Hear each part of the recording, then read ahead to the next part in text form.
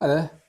Because we had some technical issues on Wednesday last week, and because not everybody who signed up for the webinar was able to attend, we've given everybody an opportunity to come back to us with any questions they have about garden builds, and I'm here to answer those today, and hopefully these are helpful in further developing your understanding and helping you to make a decision to move forwards. The first question I've got, which actually came during the webinar, was looking at our portfolio of garden builds, how many are independent dwellings with their own services and addresses compared to annexes? And that for us is actually all of our garden builds. So all the projects that we've delivered over the last 15 years have ended up being separate addresses with their own services, etc. And then the next sort of part of that question was, is it generally easier to secure planning permission for an annex rather than a standalone house? And this kind of has an it depends kind of answer, but generally annexes are looked on more favourably than separate homes. But if you're designing something to be used as a home, then most local authorities wouldn't regard it as an annex anyway, because it is not, as they describe, incidental to the enjoyment of the main dwelling. It is sort of additional to that enjoyment of the main dwelling. So because it has its own kitchen, bathroom, bedroom, etc., it can completely operate separately, which is what you would like it to do. But that means that the local authority will tend to view that as a separate dwelling, even if your intention is that it's just for a member of your family. It will never go on the market. There are obviously things that you can do design-wise or site layout-wise that make it almost impossible for that to be to go out onto the open market, and the local authority may buy those reasons and therefore be more lenient. But typically, if you're building something that can be operated as a separate dwelling, even if you don't intend it to be, then the local authority will view it as such. And then I've got a timescale question. So what's a realistic timescale to submitting an application? This will depend very much. Again, it's a bit of like how long is a piece of string? It will depend very much on how complex a site is, and what type of application we might be applying for. If it's a not too complex site in planning policy terms, we might choose to do a permission in principle application or an outline planning application. Both of those would not take very long to prepare. A permission in principle is very quick to prepare. You would then have to do some more detailed work later, but it would give you very much more comfort that you've got planning approval already. If you were doing something that's much more detailed, that would take longer in itself to prepare and develop those proposals with you, but also you may then add in extra layers of steps. So if it's like a really complex site or where permission might be tricky, then we'd probably look at doing a pre-app process, and maybe sometimes 2 pre-apps. So if that's the case, then each one of those has its own timescales and takes some time. So realistic timescale to submit an application could be a couple of months for an outline planning application, through to a year, 18 months for something really complex where we've got a series of hoops to jump through. But we would work through that plan with you really early so that we knew what that was going to be. And then the time frame for sort of receiving an approval or a decision from the local authority, again, that depends. So permission in principle is actually quicker than a typical planning application. It should be really straightforward. If we're doing something with a full application with a number of consultees that the local authority will want to see respond to that, then that can take really quite a long time, frustratingly. So we're assuming that all of these will be seen as minor developments, so they should only be sort of technically 8 weeks in planning. If we've been through a series of pre-apps, then hopefully that is quite achievable, because the local authority are already aware, they've already had a lot of their questions answered, and already lots of consultees have had chance to respond. If we're doing something which is the first time they've seen it, it may be with them for longer. I would say 10 to 12 weeks for something not particularly contentious, but you could easily see 16 or 20 weeks for something a bit trickier.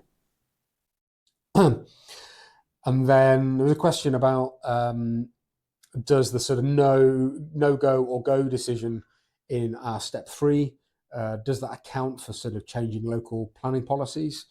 And yes and no. So we will always review sort of upcoming planning policies, but typically these are very, very slow in the process.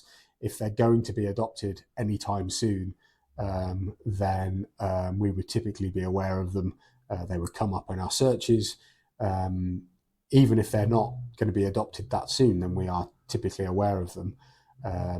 If they, even once they're adopted, decision-making processes locally can have a bit of a lag. This is particularly the case with the NPPF, so the National Planning Policy Framework. We can have a change in that, and local decision-making can take quite a while to catch up. So sometimes the only way to test sort of quite significant changes in planning policy at a national level through local decision-making processes is then to appeal, if you're relying on that change in planning policy.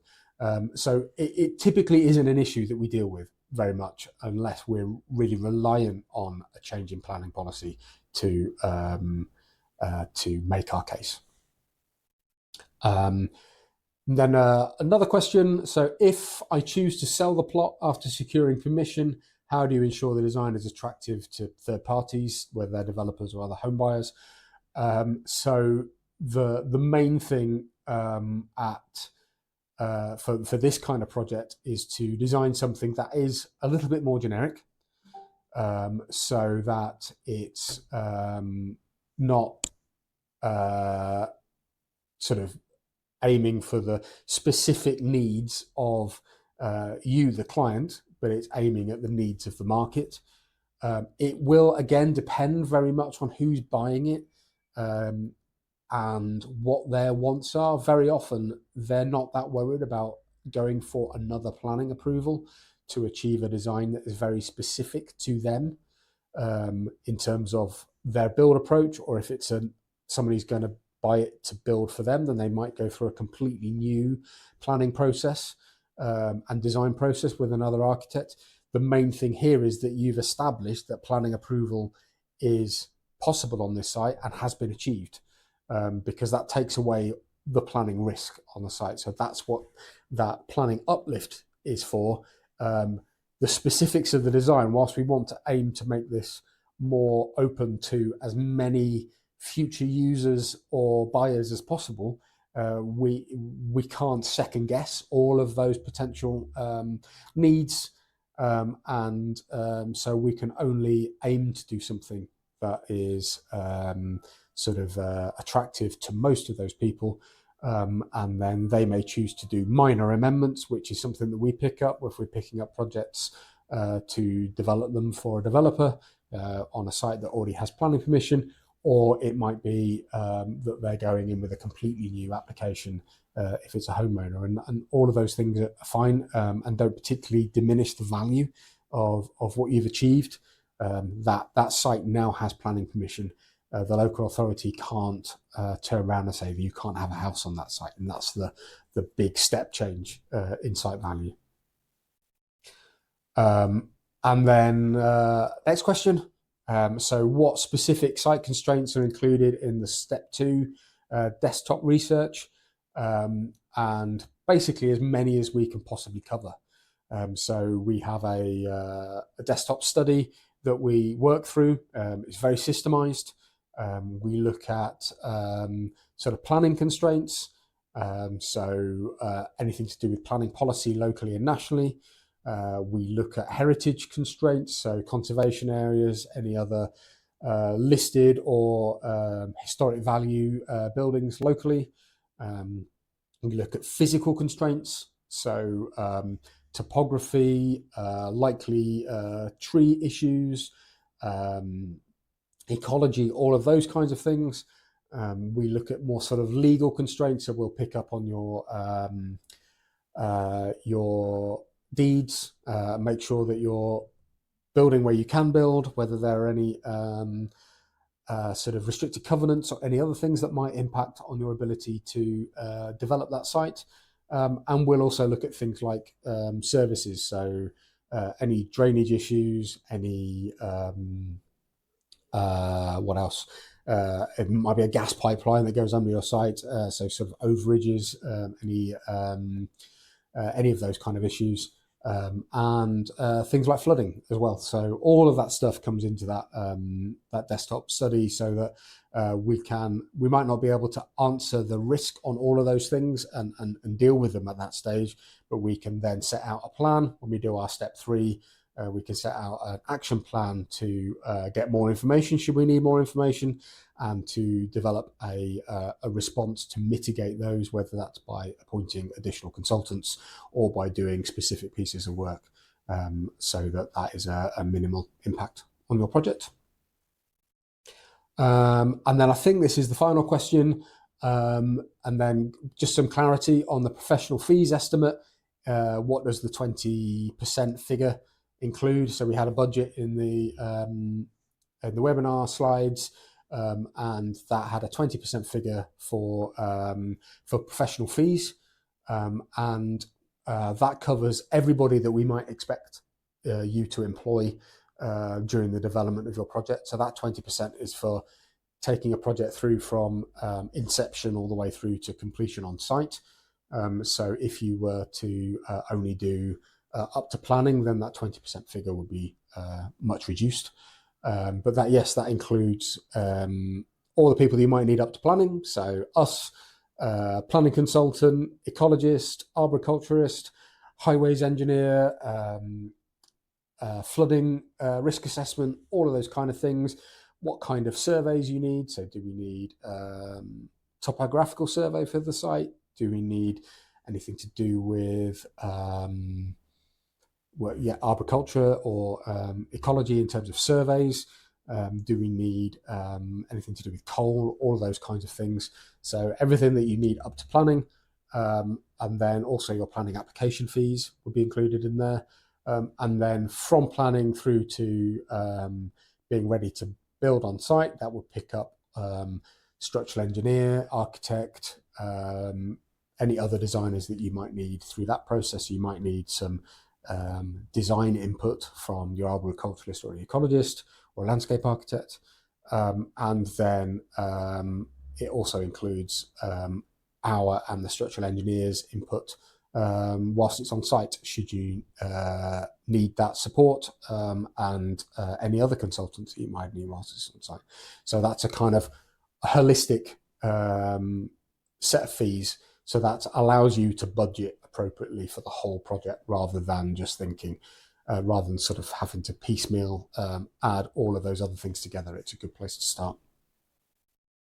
And those are all my questions that I've received. I hope that was helpful.